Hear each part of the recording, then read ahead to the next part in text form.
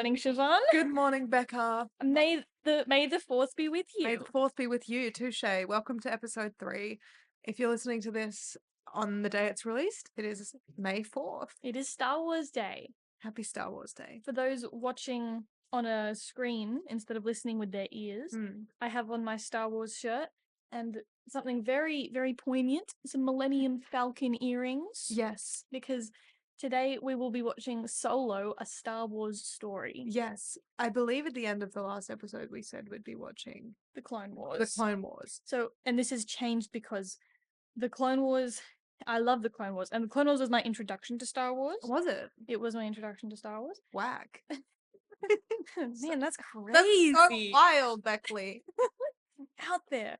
It was my introduction to Star Wars when I was a youngling, and but I just kind of figured, so the Clone Wars is best at kind of like, I think it's like season 6 when the shit really goes down. And I feel like everything else kind of builds up to it, and there's a lot of plot lines that like have their moment in season 6. And if we'd watched like season 1 or something, I think it would have been a lot. It just wouldn't have been the same experience. And reading a synopsis and then watching season 6 wouldn't have really done the trick. You know, that's what I did when I saw Avengers Endgame. When Endgame was the thing. I hadn't seen any Marvel movies before that, except Black Panther. And so I hadn't seen any Avengers movies. So I read a synopsis and then of all the previous movies and then went and saw Endgame. Did it do it justice? Did you get what was I happening? got what was happening. I knew like who'd betrayed who and like what had happened in Infinity War. But we did not do that with Clone Wars. We're not watching season 7 of Clone Wars 6.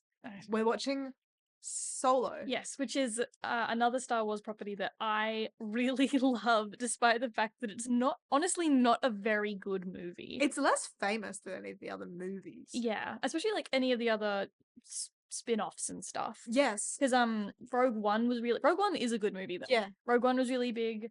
A lot of the shows like Mandalorian and stuff. I remember when Obi-Wan came out, it was really big. Yeah. Andor season 2 is coming out at the moment. I've heard really good things about it. Apparently it's excellent. Yeah, we should, again, a little bit long for an episode like this, but we should watch all of season 1 and then season 2 together. Season 1 was amazing. It's got Andy Serkis in it. And he like, I like Andy Serkis. I loved Andy Serkis in it. It was just after you showed me Lord of the Rings for the first time as well. And I was like, Andy Serkis, he's got to be in more stuff, man. So I have seen every other Star Wars movie. Like, I've seen the originals and the prequels, and I saw the sequels in the cinemas as they were coming out. And I saw Rogue One in cinemas when it came out. So Solo is the only Star Wars film I have not seen. So I haven't seen any of the TV shows, like, at all.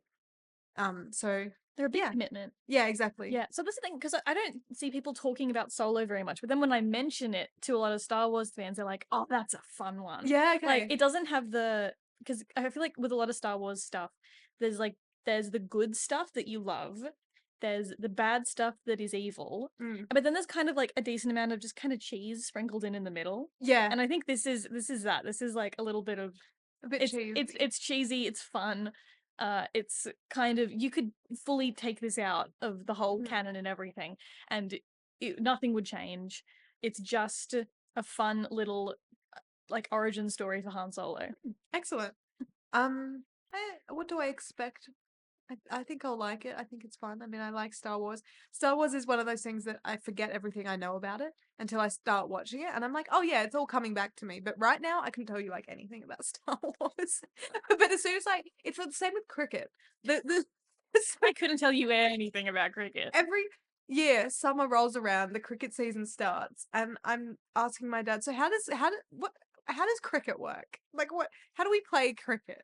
And then as soon as I start watching a game of cricket, I'm like, yeah, I know everything.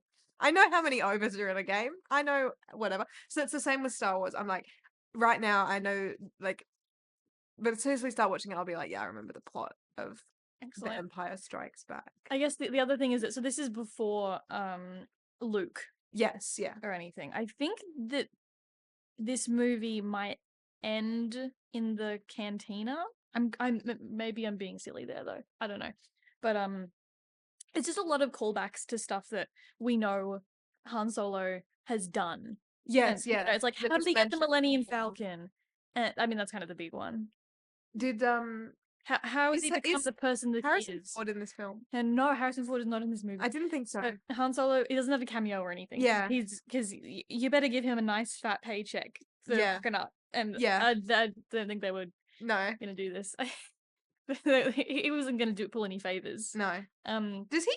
He dies in the sequels, doesn't he? Yeah, I guess that's also Our this Irish should have spoilers in it. Yes, in The Force Awakens. our Irish friend Kyle O'Ren kills kills his dad, Yeah, dear old dad. your old daddy. Shall we watch the film? Let's do it, because the thing is, there's not a lot of preamble for this. There's not much Because to say. like I haven't gotten Jam here to read out a blurb because it's Han Holo. It's Han Yeah. Solo's origin story. There's not That's all much there else is to say. And I feel like there's some, like, I don't want to spoil anything in it. I'll just say I really love the cast of this movie. Okay. Excellent. And after we've watched it, we can play the Rotten Tomatoes game. Yes. I guess what it's called. That's going to be a fun one How because I've much got it is. no idea. Ah, okay. Let's go. Let's watch the movie.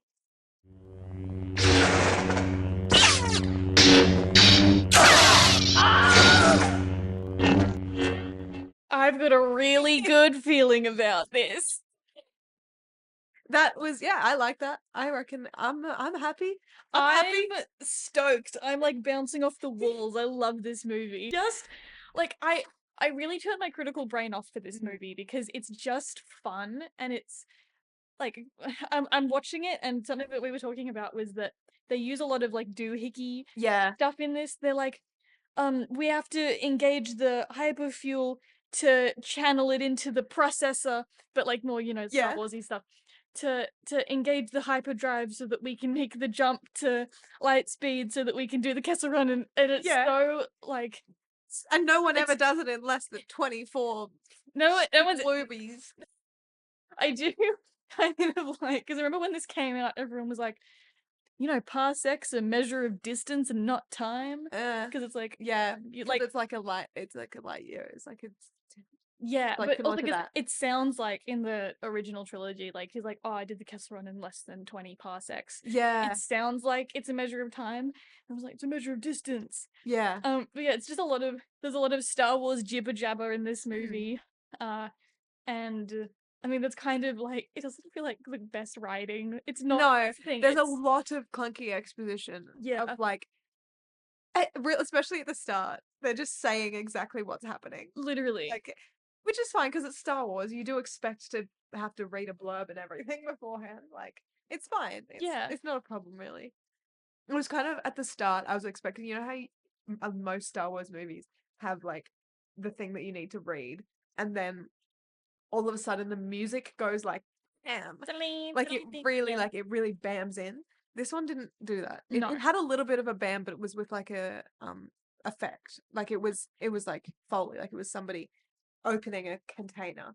It was like the loud sound that took you out of the blurb rather than the music. Which I think is kind of like, when we were watching the opening, I didn't love the way that they started it, because it just opens on a shot of Alden Ehrenreich playing Han. Yeah. And it kind of feels like there should have been a little bit more drama with like the character reveal, and then he drives through, like Solo comes up in like this like kind of neon-y font, and then he like flies through it. And I'm kind of like, it just doesn't feel like a Star Wars opening, because the Star Wars opening is the fanfare. Is the music, yeah.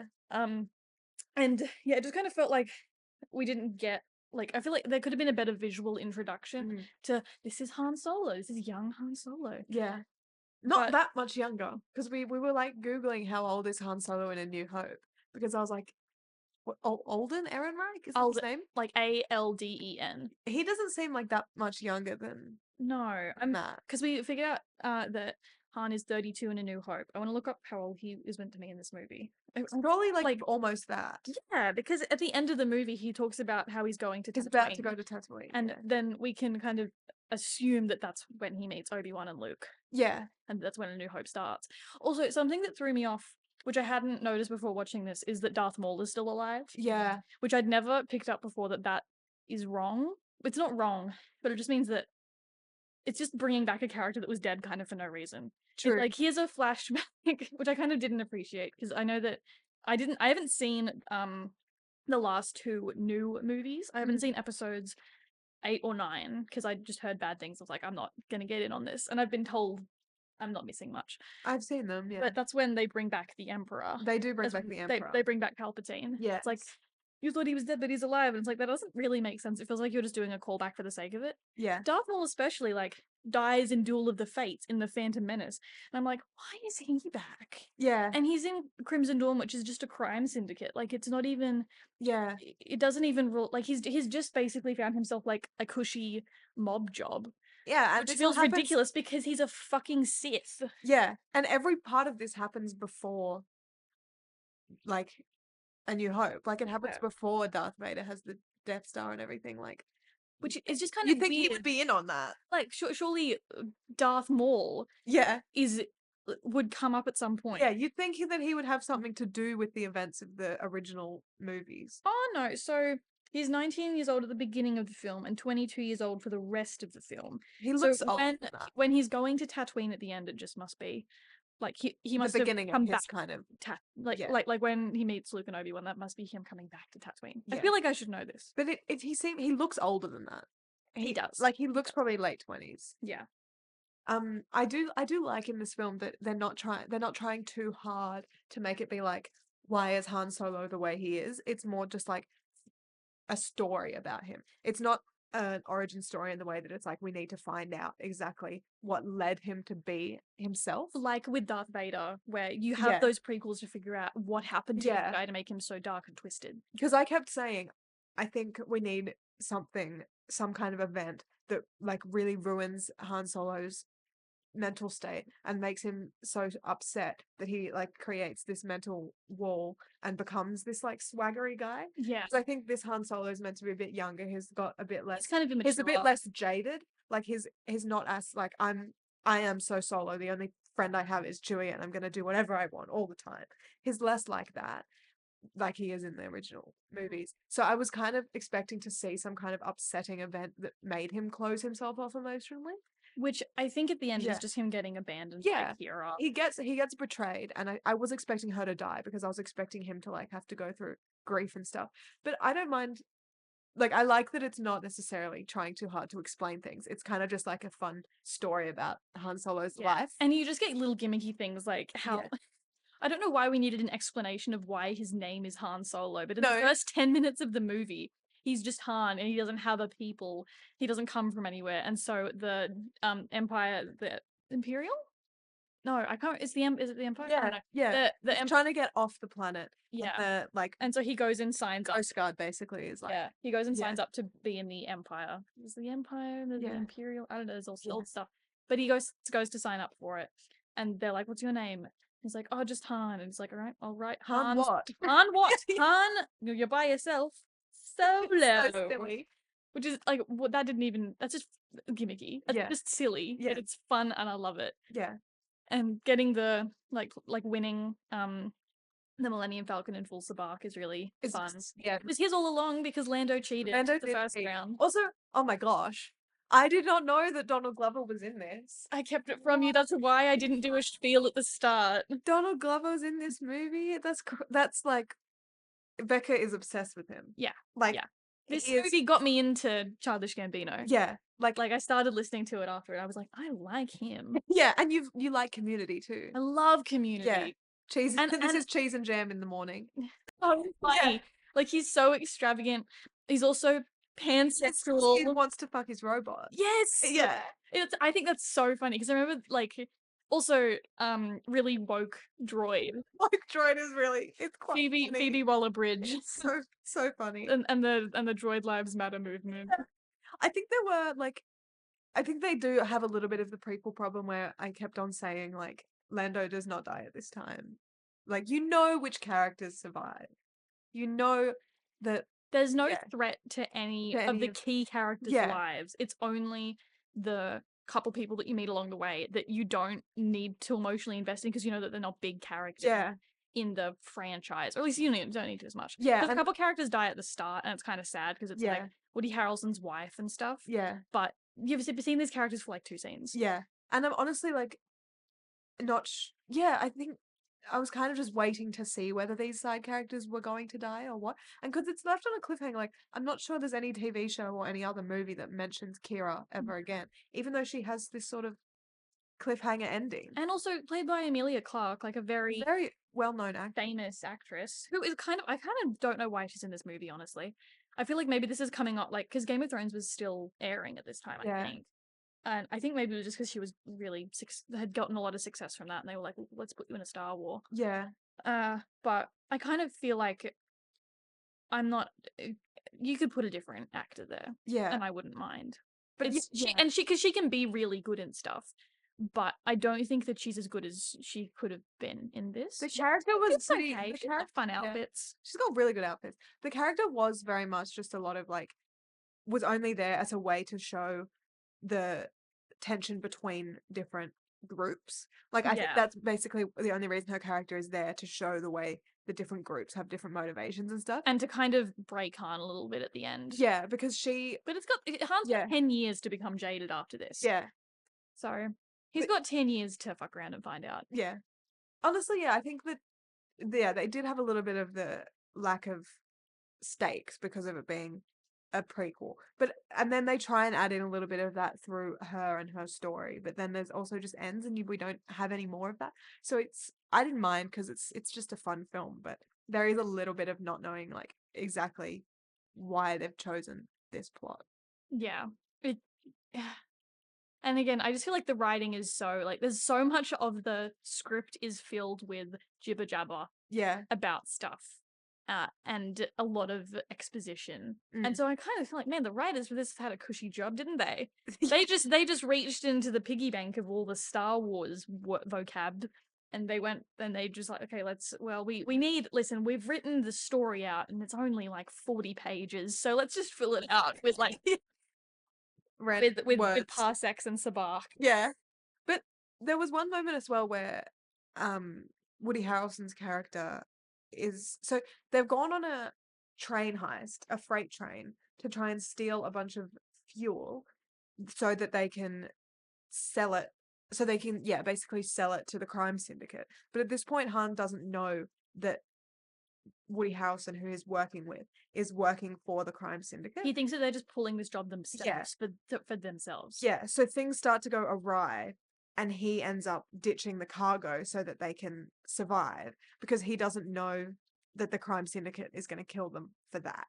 So he ditches the cargo, and then I'm not sure the name of the character, but the character who's Woody Harrelson's character's wife sacrifices herself before Han Solo ditches the cargo. Yeah. So he knows that that's happened, and he's still like, we need to save everyone else. Let's go.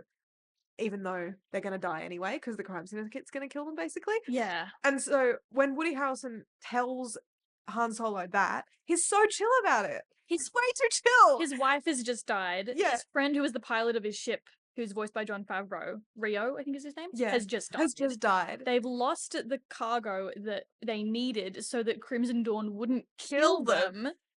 And he's just really relaxed Yeah, about and it. he's like, he's kind of like, so Crimson Dawn doesn't know who you are. You've never shown to be working for them. They don't know you. You can just leave. Literally, Woody Harrelson is like to Han Solo, you can just leave. And I'll take responsibility. Because they don't know who you are. It's like, why are you so nice? Kill him on the spot. That's the thing, and because he's a really grizzled character the rest of the movie, and is like, trust no one, and like is about to kill Han at the end, and then Han kills him. Yeah, and it's like, this actually doesn't feel consistent with your character No, at all. he was so nice. To be be so chill about this, having literally your whole crew die and these two guys you just met be the only ones that survive. You've lost the cargo and everything. Like you're too chill about it, and then you just let him go. Yeah, he was Like, literally planning on no. just letting Han What go. if you run away and you're like, actually, Han, you have to go and take responsibility for this. You're the one that dropped the Yeah, ship, your and fault.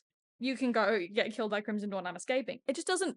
I mean, it moves the movie along. So. Yeah, and I mean, plus, And then that's when we find out that Amelia Clarke is not back on Corellia, that she has been recruited by Crimson Dawn and is like, what's his name's right-hand man. Yeah. So yeah, there are some inconsistencies in it, but it's a fun Star Wars movie. No, like, it's a standalone movie. No one's claiming that it has to be all like tight. So Do can we you play the Rotten Tomatoes game? Yes, let's do that. Because I think it's probably got a quite a good score.